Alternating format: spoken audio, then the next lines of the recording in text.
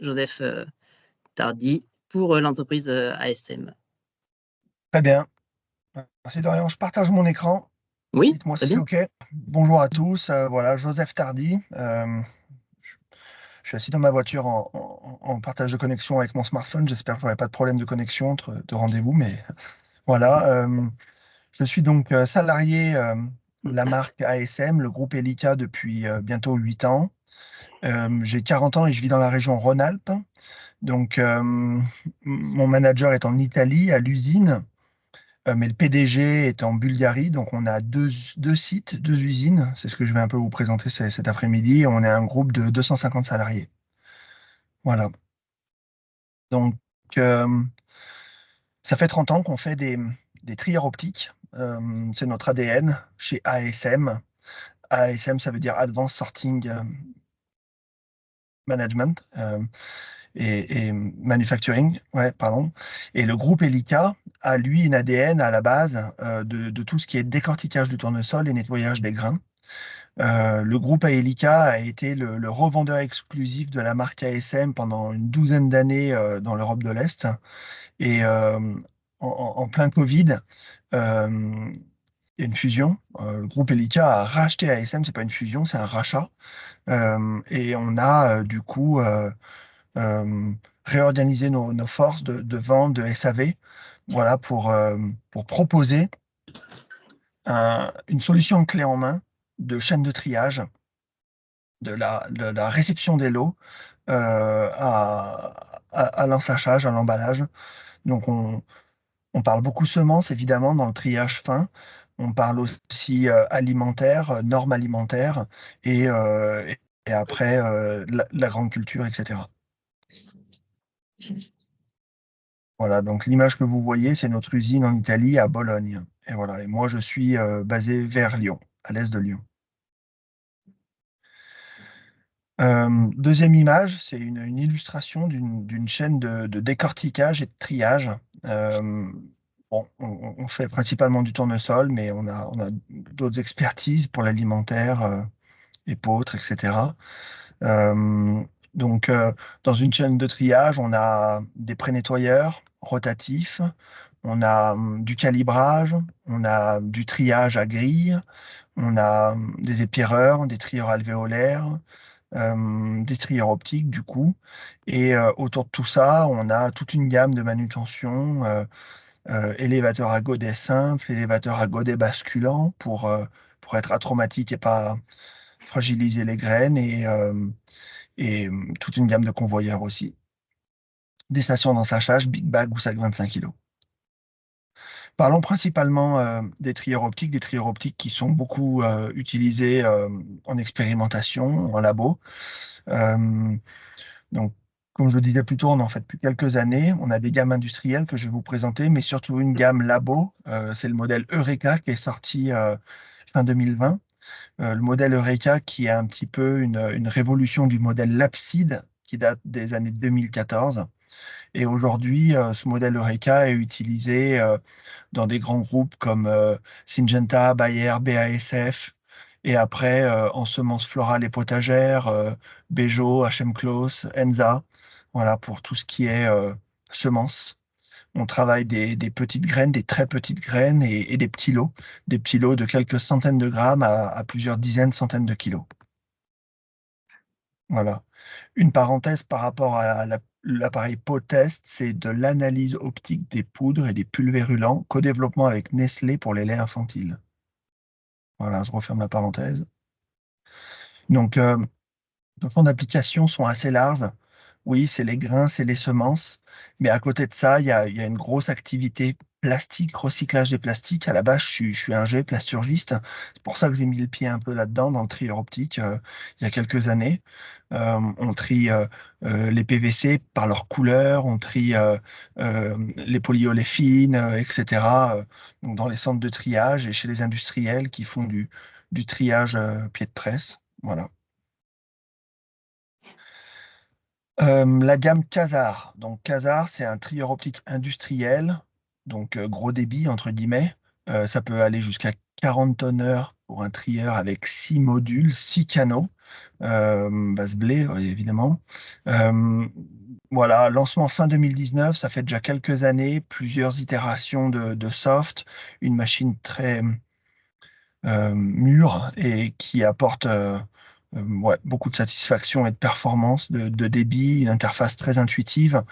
Voilà, on la vend dans le monde entier grâce à des partenaires aussi. On n'est pas implanté de partout, on est dans 9 pays différents, mais il y a des pays où on passe par des revendeurs et c'est très important pour notre développement.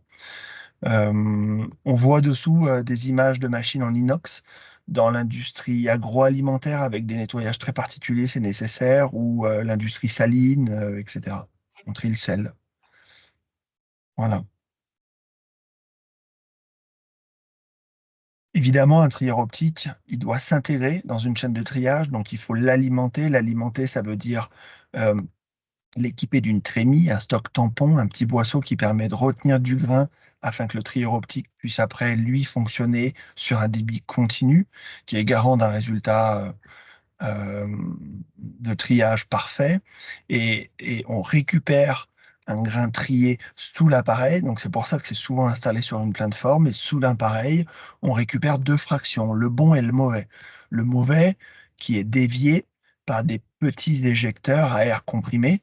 Voilà, donc c'est notre cœur de métier de développer des algorithmes qui permettent de monitorer des éjecteurs qui sont là pour évacuer les mauvais grains, les graines étrangères, les grains tachés, les grains malades du flux. Voilà. Et la troisième trémie est là juste pour les poussières et les, et les pailles assez volatiles. Voilà.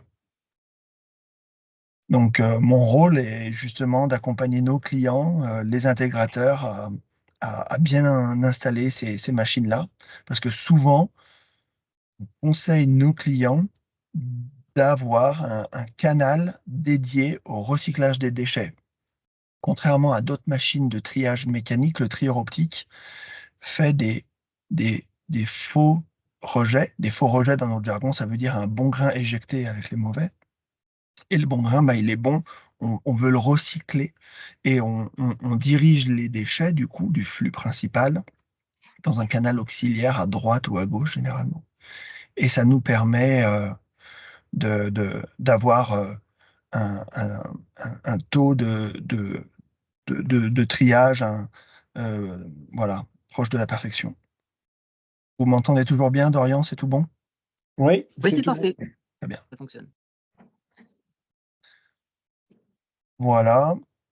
Je parle du modèle Eureka maintenant, plus dédié labo, sur ces grands groupes que j'ai cités avant, ou alors des petites PME, voire même des agriculteurs bio qui s'équipent de petites machines comme ça pour trier 40, 50, 60 tonnes de grains par an.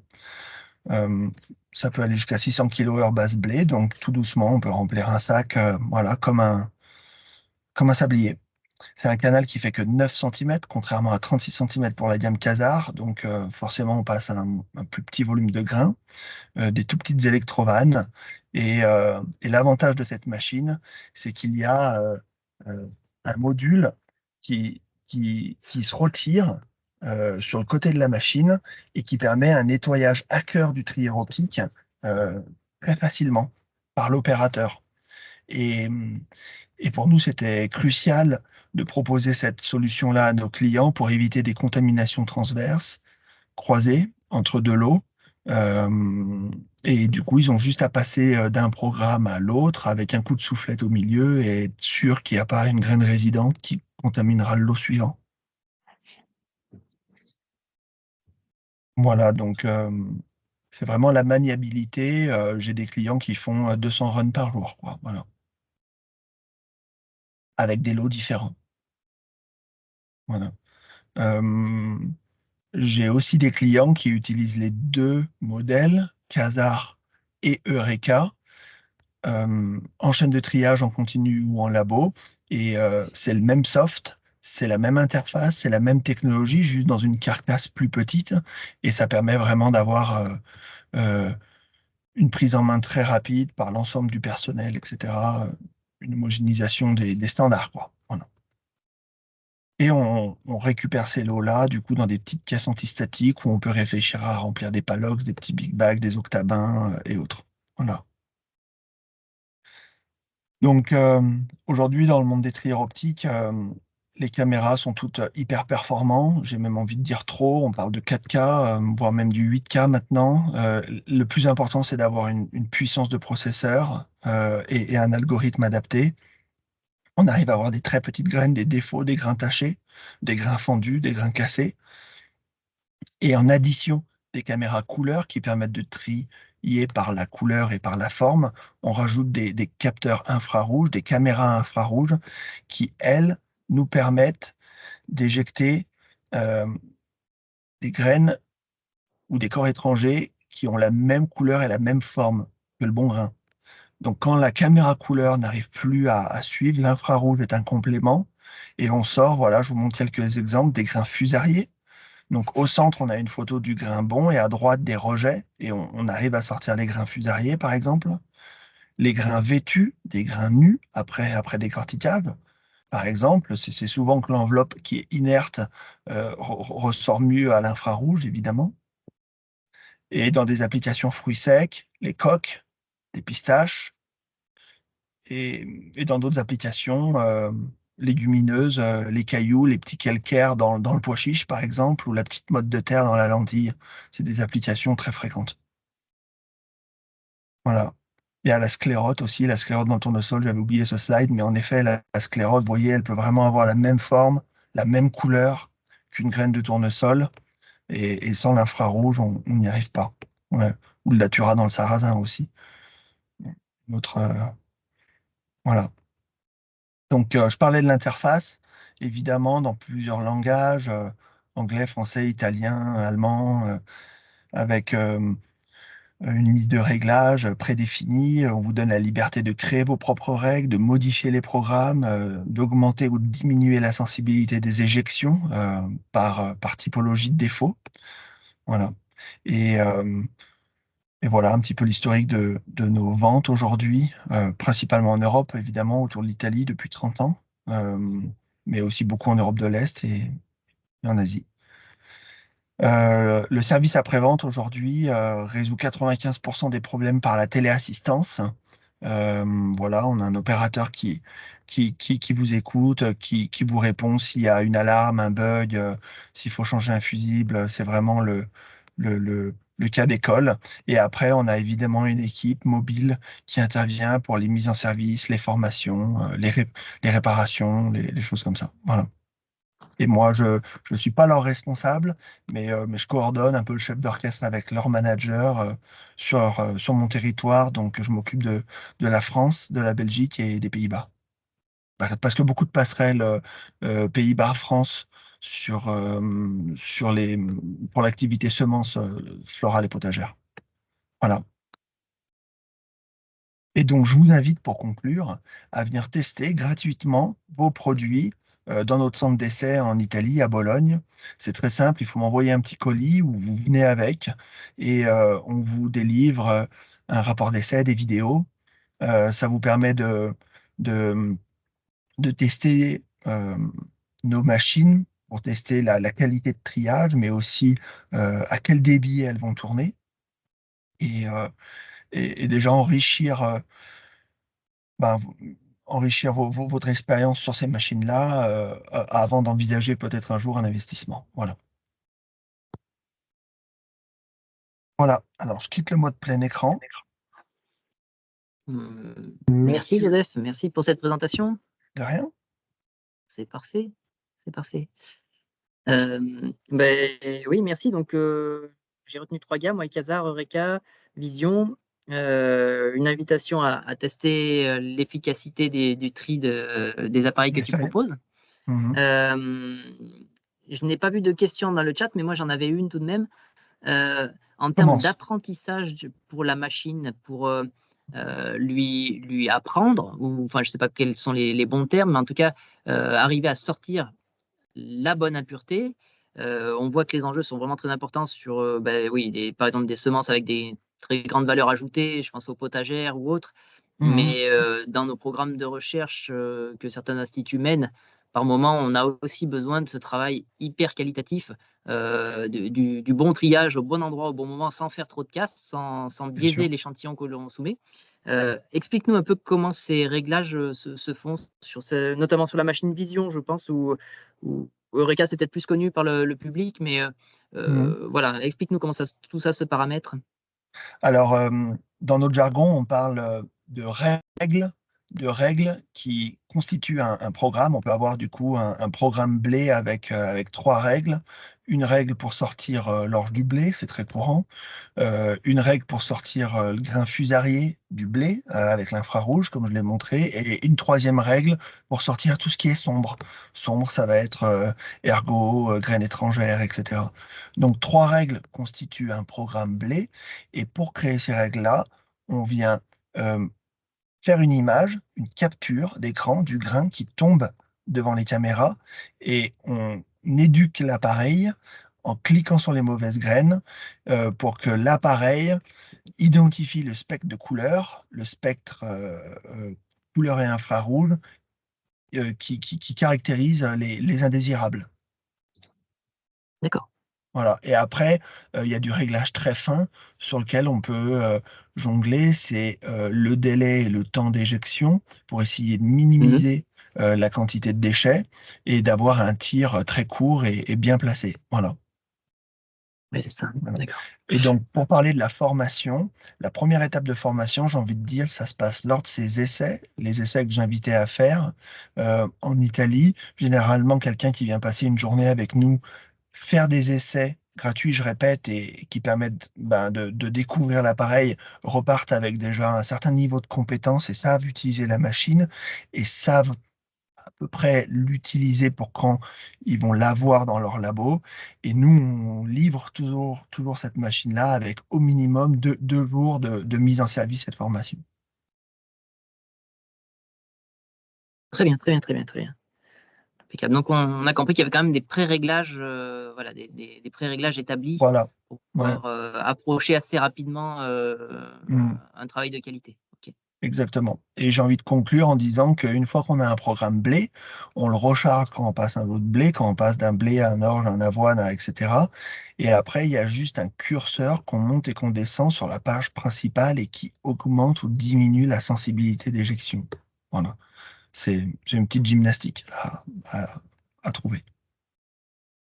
Avant d'acquérir une telle machine, au niveau des flux nécessaires à l'installation de la machine, dans quel environnement tu l'installes, cette machine parlons de l'Eureka, par exemple. Alors, Eureka, c'est vraiment typé labo. Euh, on a des clients qui passent du brut de moisson dedans, de micro-parcelles, issues de micro-parcelles. C'est quand même pas conseillé. On préconise quand même de pré-trier, de mettre un coup de grille avant, vulgairement, comme on dit. Sortir les poussières, les pailles. Dans la philosophie, un trieur optique, c'est quand même du triage fin et ça reste la dernière étape du process de triage. Voilà. Et le modèle Quasar, eh ben, c'est dans des chaînes de tri ou dans des silos. C'est beaucoup plus robuste, entre guillemets. C'est une machine qui est IP65 et qui peut résister à des conditions environnementales assez rudes, quoi. Voilà, on a déjà vu ça. D'accord. Donc, demain, je veux acheter une machine de type Eureka. Si j'ai une prise de 120 et puis un compresseur, tu vas peut-être me donner les caractéristiques, mais a Ouais, priori, c'est 2 c'est choses ça. qu'il me faut. Ouais, 220, il y a un bouton on-off et l'air comprimé, il faut de l'air comprimé à 5-6 bars. Et, et après, la machine, elle est autonome. On la charge à la main, elle a sa trémie d'accueil, elle a son couloir vibrant qui permet d'avoir un Ouais, débit d'accord. après homogène, etc. Elle fonctionne tout seule. Et elle se déplace même dans l'atelier. On peut la déplacer pour nettoyer après le poste de travail ou la passer dans une autre salle. D'accord, d'accord. Parfait. Olivier, tu as des questions éventuellement? Non, pas de complément. Ok, ça marche. Parfait. N'hésitez pas à formuler vos questions dans la rubrique conversation ou à réagir aux différentes interventions. C'est avec plaisir qu'on relaiera vos questions, qu'on vous donnera la parole pour les compléter si nécessaire. N'hésitez pas, c'est une occasion là de pouvoir échanger avec les prestataires, les fabricants, les constructeurs de machines qui répondent de très près à nos métiers. Si, il y en a une qui, juste vite fait, il y en a une qui me revient là. C'est des machines qui sont relativement mobiles ou c'est en poste fixe une fois que c'est installé? Le modèle Eureka, c'est assez mobile. Et après, les trieurs optiques industriels à plusieurs canaux sont en poste fixe. Ouais. Ouais, D'accord. Mais le modèle Eureka peut se partager facilement, quoi. Voilà, en effet. Ouais. Monsieur Baron, un tarif, oui, en effet. La gamme Vision commence à 30 000 € pour un monocanal. Quasar, ça commence à 45 et le modèle Eureka à 40 000. Voilà. Et après, les essais que je vous propose me permettraient de vous customiser la machine avec certaines options, certaines préconisations en fonction aussi de votre environnement de travail, etc.